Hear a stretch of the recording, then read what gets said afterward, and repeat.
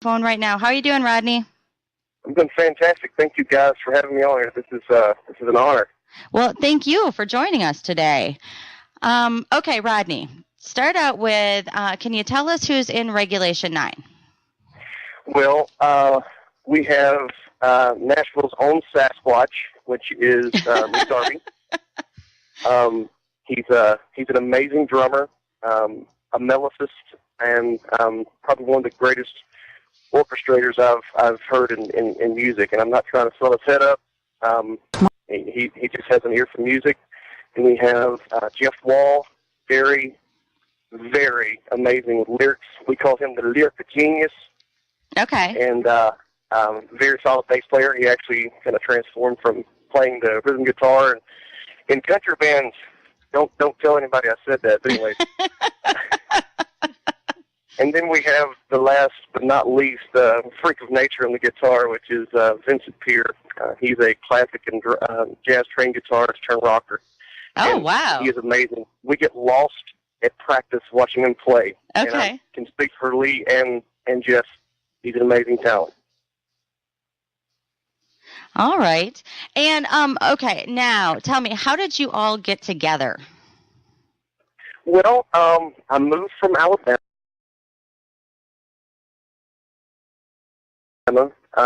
Venturing on a solo project, trying to do some southern rock things, and actually probably in the near future can release a couple of those tracks I've been working on for a couple of years now. And in the process of waiting on that, I met Lee Darby, the drummer, and Jeff Wall, and we said, hey, let's see if we can put something together. And we had another guitarist at the time. Things were working out, and Lee went to watch a band play one night and found Vince and invited him to practice. And before you know it, we're literally writing songs. We've been together just a smidge, as we say in Nashville, over a year. All right. Well, wow, that's amazing, though, that it's only been a year because, I mean, the synergy that, it comes through in your music is amazing. So I'm impressed that it's only been a year that you guys have been together. Well, thank you. They're my brothers. I really mean that. And somehow, some way, I don't know if we met in previous lives or, we were meant to be together, but we have a great connection, and, we can cuss each other out and hug each other's necks all in the same minute. So, yeah, I mean, I have to say that the music sounds really complete, like you've been doing this for a long time together, like some of the really, longevity groups out there. It really, your sound is full and complete. Right. Yeah, absolutely. I got chills actually when you said that, because if you only could hear the new songs that we have are about to take to the studio, that was almost our ability to start feeling each other out and gelling. And there was a progression, like Misery Ever After and Angry Man. And here I am with like the first three songs that we had done together, and they sound amazing, and I love them. But as you can see, like No No and the other songs, they just kind of stand out in my mind a little more, because we started becoming more of us than just kind of putting some songs together and make them sound cool. Mm-hmm. Yep, I gotcha.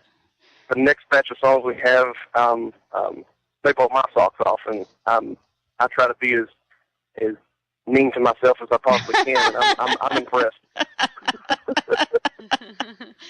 Well, if you're telling us that they're better than what you guys just put out, I don't know how. Yeah, I can't wait. Yeah, I'm excited. But you guys just put out an album, and so you're headed back into the studio right away? Probably the end of the year. We could probably put 12 on there, but I'm saying we'd probably go 6 to 8 just to get an EP release. We write so efficiently, it's insane. I've been doing this, I've been playing drums since I was 3. I play 7 different instruments, and I never sang until about 2.5 years ago. Never even gave it a thought. And wow! Just decided, hey, let's see what I can do with this. So that was, for me to come to Nashville and to meet these guys and to be where we are right now, I got kind of lost in conversation just thinking about how amazing the experience that we've had thus far. And to put it back in the studio again and put something out better. It's an awe-inspiring situation. Yeah, that's incredible. Okay, so you need to tell us now, what are the 7 instruments you play? I can't do it. I play the sitar. Okay. No, I don't. Drums, bass, and guitar is kind of synonymous with one another. Piano, organ, trumpet, and baritone. Wow. Nice. And you sing. Yeah. One gifted man. Yeah. Well, thank you. Okay, so the name of your new EP that's out. It's self-titled, Regulation 9. It's right. Just us. Okay, and that can, let's see, you guys just released that, right? Mm-hmm. All right, and how long did it take for you guys to record that? It was actually over a period of time because, like I said, we started 3 songs and just simply went and threw them in the studio, and they gelled well together, and we found Vince, and Vince went and laid some guitar tracks over the first 3. So we probably didn't spend 12 days in the studio, but it was over a period of time, so probably about 6 months worth of time that we just kind of, we all have full-time jobs. As we say, when I get on the phone, I'm actually out in my car, and my work is listening to me in there right now. Hey, Dylan Transportation. Yeah. Nice shout out. Yep.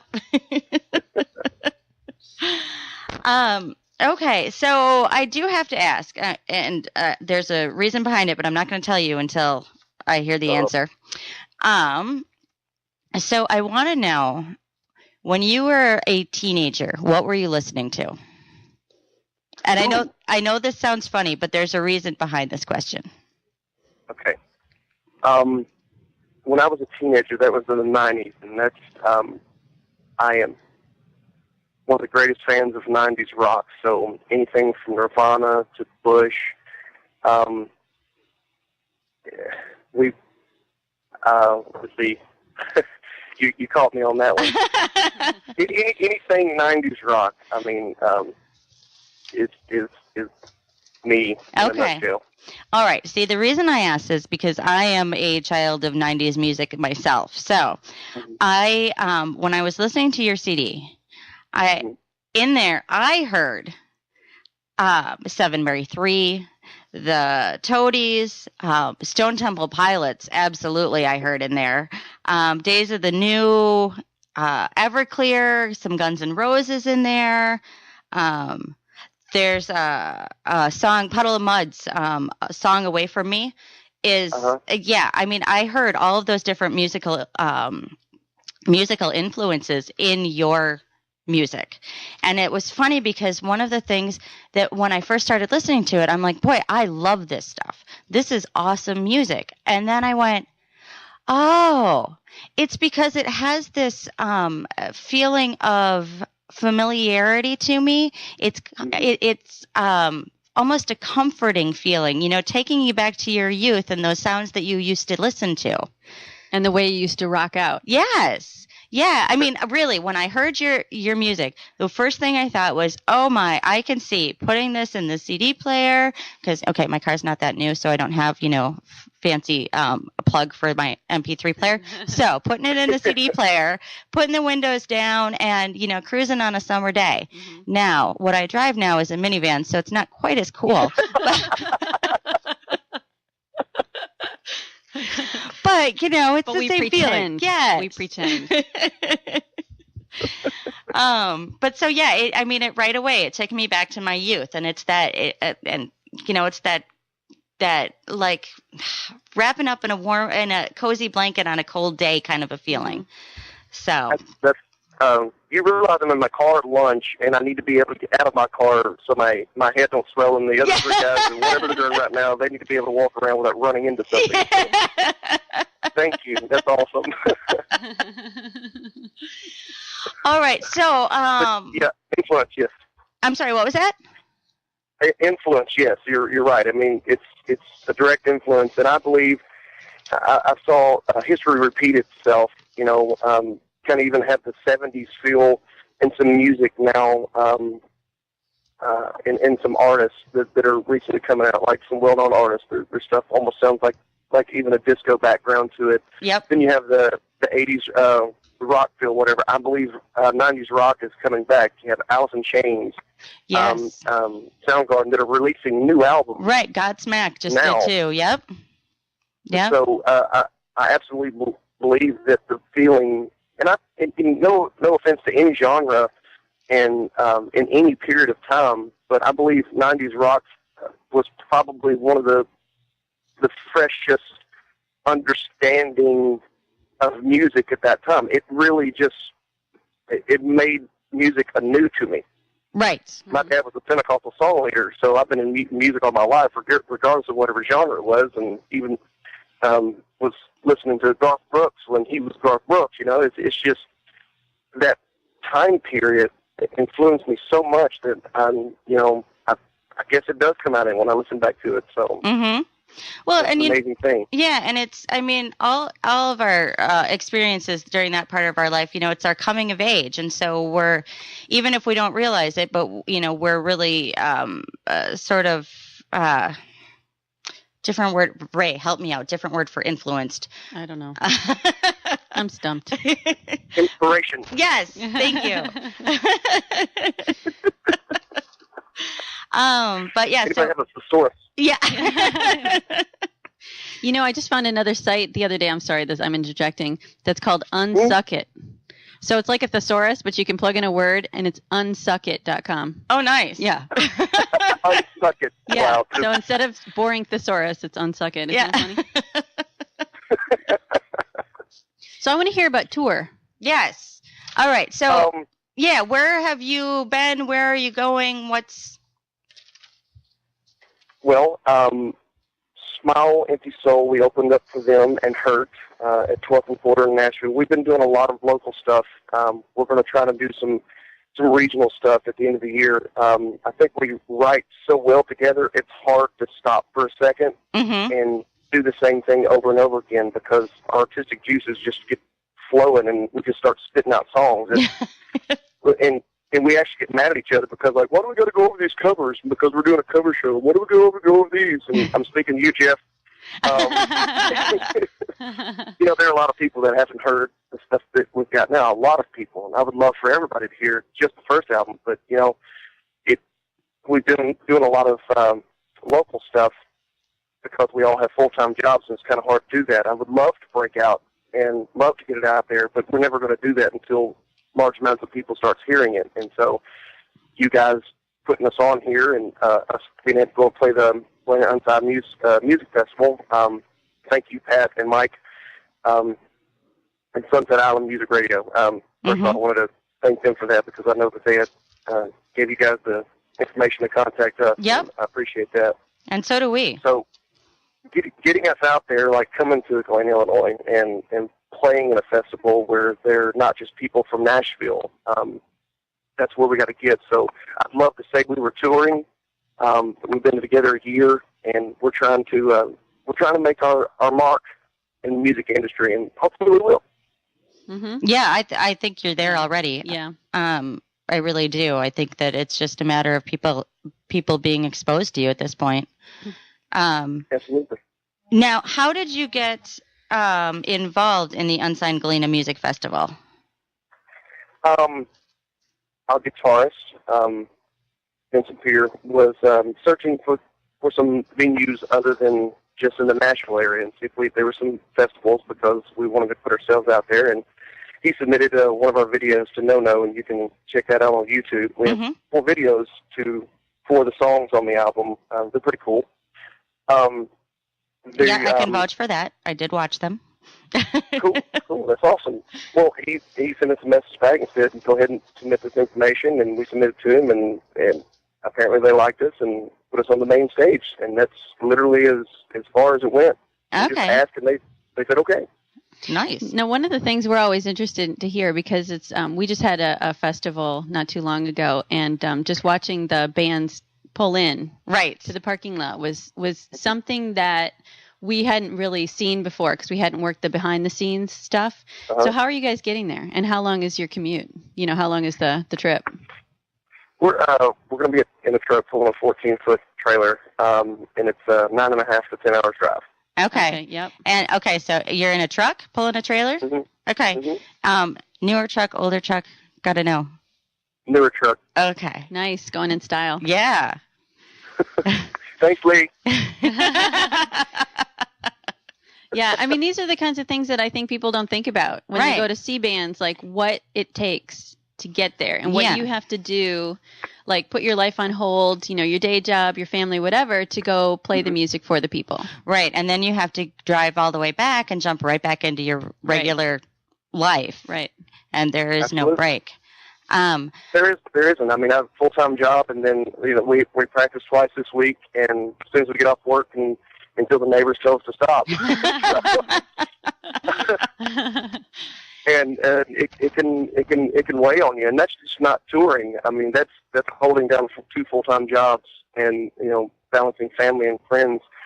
It's a hard thing to do, but when they hear what you've done and they hear that passion come out of your music, and then they, oh, I get it. Mm-hmm. Then there you go. Yeah. Yeah.